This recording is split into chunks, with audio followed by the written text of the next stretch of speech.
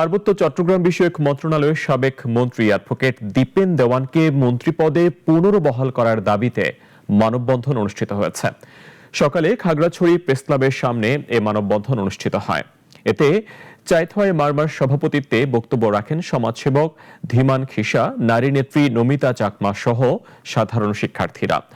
মানববন্ধন শেষে প্রধানমন্ত্রী বরাবর খাগড়াছড়ি জেলা প্রশাসন কার্যালয়ে গিয়ে একটি স্মারকলিপি প্রদান করা হয়। ষড়যন্ত্র এবং আমাদের এখানকার জনগণ নিষ্পেষিত।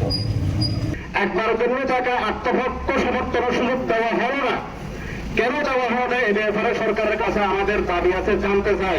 সেই যোগ্য ব্যক্তি মন্ত্রীকে দীপেন দেওয়ান বাবুকে যেন প্রধানমন্ত্রী নিজ পদে বহাল রাখেন। কোনোভাবে মানি না, মানতে পারি না, আমরা এটা মানব না।